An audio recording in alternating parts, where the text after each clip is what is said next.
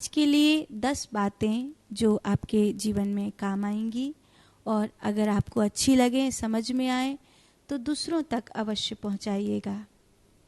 एक, कुछ जगह ऐसी हैं जहां जूता चप्पल पहन करके नहीं जाना चाहिए, जैसे रसोई में, नदी में, मंदिर में, भोजन परोसवाई में और धन तिजोरी से धन निकालते समय तिजोरी के पास जूते चप्पल पहनकर नहीं जाना चाहिए। चप्पल जूता पहनकर आप अपनी तिजोरी से धन निकालते या रखते हैं तो आपके धन की हानि होती है। मंदिर में, नदी में, माने पानी के भीतर आप चप्पल के सहित किसी नदी में जाते हैं तो ये वरुण देवता का अपराध होता है।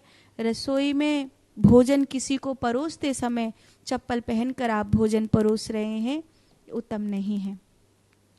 आज के लिए दूसरी बात, कभी भी भोजन करिए या कोई पेय पदार्थ ग्रहण करिए, अगर उस पेय पदार्थ को पीने में या भोजन को पाने में या कोई भी खाद्य पदार्थ को खाने में आपके मुख की आवाज़ हो रही है तो ये उत्तम नहीं है, इसको सुधार लेना चाहिए।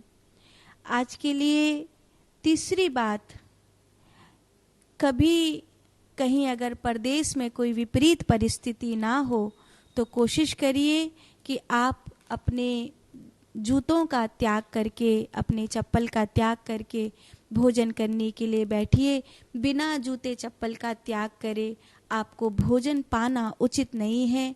आजकल कई ऐसा चलन जैसा चल गया है बड़े लोगों में, जैसे ब्रिटिश काल में होता था, आज भी पाश्चात्य देशों में होता है। ऐसा आजकल कई भारतीय लोग करने लगे हैं। शादी पार्टी है, वहाँ घूम घूम कर खा रहे हैं, ले रहे हैं, तो जूता चप्पल आदि, कहीं होटल वगैरह है वो तो चलो ठीक है, बाहर की बात है, लेकिन घर में भी कई बार देखा है कि डाइनिंग टेबल पर आके बैठे तो अपने जूता चप्पल के सहित ही भोजन करने के लिए बैठ गए। ये बहुत बहुत बुरी बात है। आज के लिए चौथी बात है कि हमें हमेशा भोजन जब भी करें तो पूर्व की ओर या उत्तर की ओर मुख करके भोजन करना चाहिए।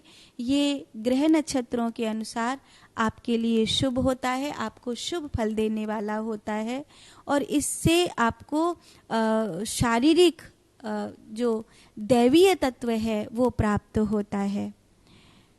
जब भी आज के लिए पांचवी बात यह है कि जब भी भोजन करने के लिए बैठें तो 5 जगह भोजन का हिस्सा पहले निकाल चुके हों, ये ध्यान रखिए। 1, भगवान को भोग जरूर लगाना। दूसरा, अग्नि देवता को अग्यारी पर भोग जरूर लगाना। तीसरा, गाय की रोटी जरूर निकालना। चौथा, कुत्ते कुकर आदि का रोटी जरूर निकालना।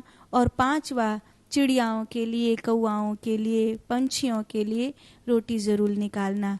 तो ये 5 जगह भोजन निकालने के बाद फिर भोजन करने के लिए बैठिए, आपका कल्याण होगा।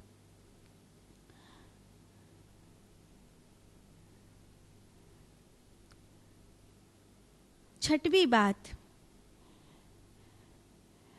आप अपने पितरों को संतुष्ट करना चाहते हैं तो पितृ पक्ष में जो अन्न आप देते हैं उससे तो आपके पितर संतुष्ट होते ही हैं, पर जैसे साल में 4 नवरात्रि होती हैं, 2 प्रगट नवरात्रि, 2 गुप्त नवरात्रि, ऐसे ही साल में 4 पितृपक्ष भी होते हैं, जिनमें से 1 प्रगट पितृपक्ष होते हैं और 3 गुप्त पितृपक्ष होते हैं। कहते हैं इन गुप्त पितृपक्ष में जो हमारा भोजन पहुंचता है वो हमारे पितरों को किसके द्वारा कितने अनुपात में मिलता है, ये शास्त्र में बताया गया है। मैं आपको एक एक करके सुनाती हूँ।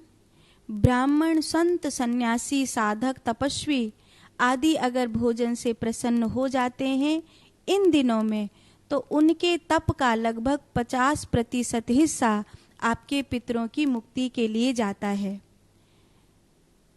7वीं बात, गौ के संतुष्ट होने पर 25% हिस्सा आपके पितरों के मुक्ति के लिए जाता है, क्योंकि गौ के 75% पुण्य का हिस्सा देवताओं को प्राप्त होता है। आप जो गौ के लिए दान देते हैं उसका 25% आपके पितरों को प्राप्त होता है और 75% देवताओं को प्राप्त होता है।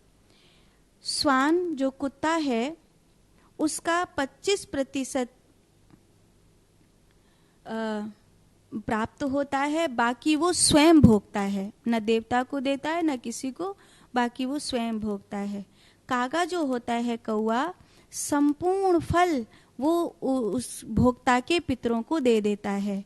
इसीलिए कागा की बीट से पीपल और बड़ के पेड़ का जन्म होना ये स्वाभाविक है, क्योंकि उसने अपने भोजन का पूरा पूरा हिस्सा पितरों को दे दिया, तो अपना पूरा पूरा 100% पुण्य उसने उस भोजन का पितरों को दे दिया।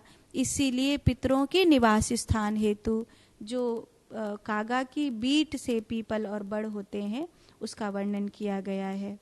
कहते हैं जिस घर की दीवार में पीपल बड़ बार बार पैदा हों, उसके पितरों को ऐसा मानना चाहिए कि वो असंतुष्ट हैं और उनके लिए कोई ना कोई उपाय अवश्य करना चाहिए।